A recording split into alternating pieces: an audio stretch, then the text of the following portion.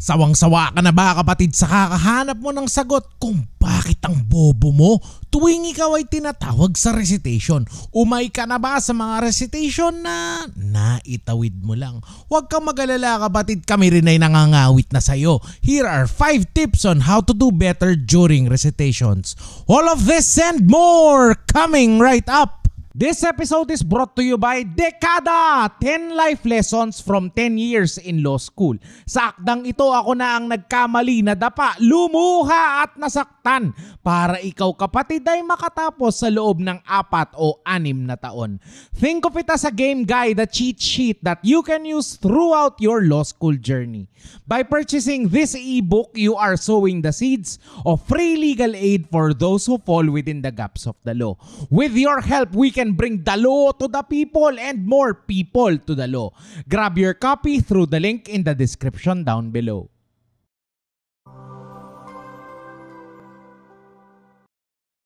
Hi, my name is Lex and welcome to Lex in Motion. In this channel, I'll be helping you build your competence, confidence, and capability in law school.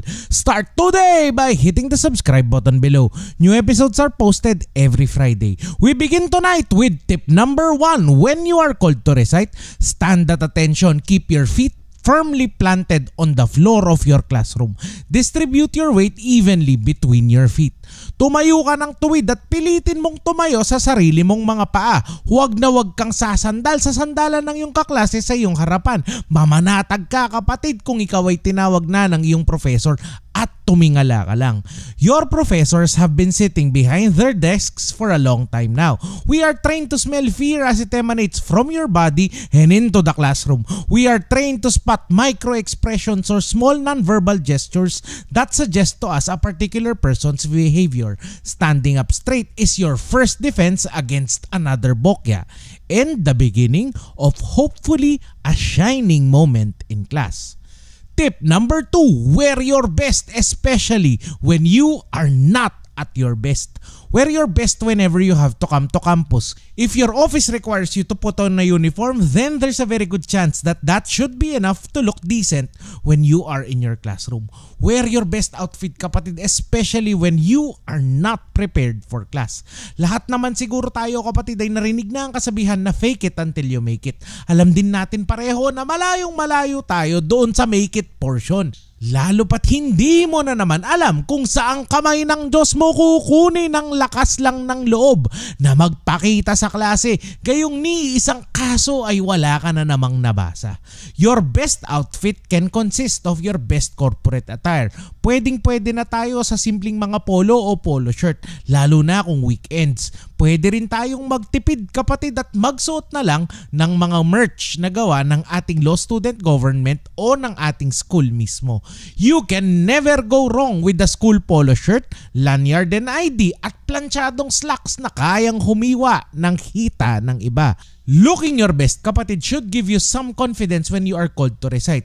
Heto na rin siguro ang dahilan kung bakit lahat ng mga isinisilid nila sa ataol ay naka-makeup kahit naong nabubuhay ang yumao ay hindi nagpapahid ni pulbos. Tip number 3, posture is power. Kalimutan na natin kapatid ang knowledge is power dahil 4 o 6 na oras ka mang naupo, nag-aral o nagpanggap na magbasa ay papasok ka na naman sa iyong klase na wala na namang knowledge, wala na namang maalala. Doon lang tayo kapatid, doon tayo sa totoo. Posture is power. Your posture should communicate to your professors the cool, quiet confidence you have. The kind of confidence that only comes from reading all of your assignments, having the luxury of preparing handwritten notes and baby digests for all of your cases for the evening.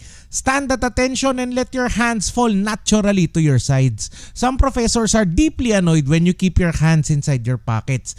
Keep your chin up, your chest out, and try and make the impression of making eye contact with your professors, especially the scary ones. Huwag kang titingin sa kanilang mga mata. Tingin ka lang sa kanilang kilay, sa pagitan ng mga mata o kahit hanggang ilong. Tama na tayo sa pagpapanggap ng konting confidence. Kahit alam nating pareho, I'm sorry sir, I wasn't able to read the case sir. Ang susunod nating sasabihin. Tip number 4, listen carefully to the questions of your professor.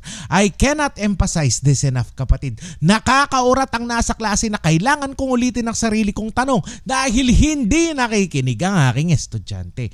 Remember, kapatid, that we can only be responsive if we know exactly what is being asked.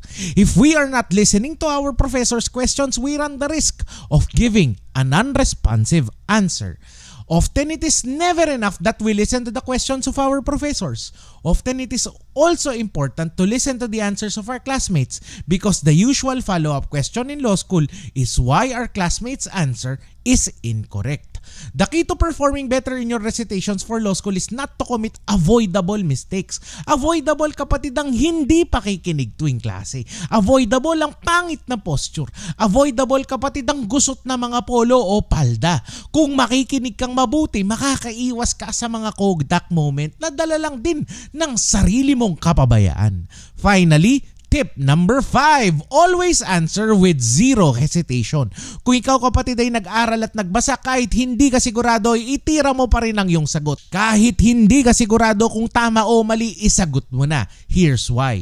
Kung sakaling may sagot ka at hindi mo ito sinagot, malamang sa malamang ay mababa ang grade mo. Kung sakaling may sagot ka, ngunit ang sagot mo ay mali, mababa pa rin ang grade mo.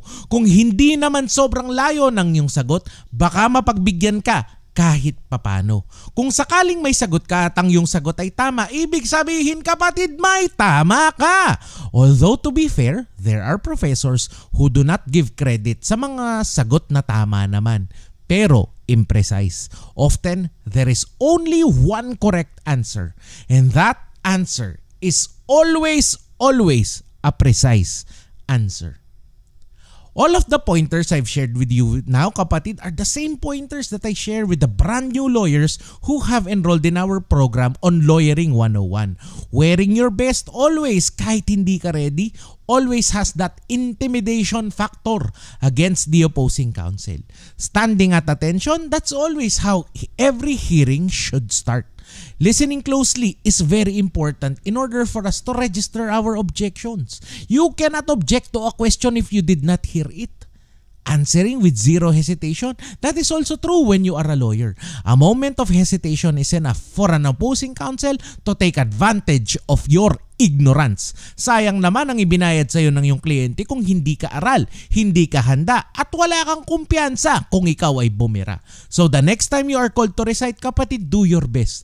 These are your training moments, the moments that will prepare you when you begin practicing the law. Salamat, kapatid, kung inabot mo ang ending ng episode na to. Salamat din kung kahit papano ay may natutunan ka.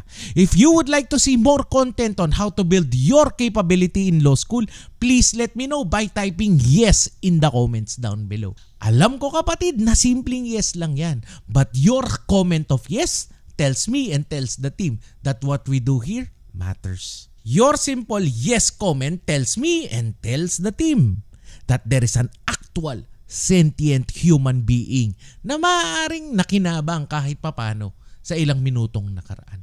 Thank you so much for watching. Like and share this episode for Good Law School Karma, and I will see you again next Friday.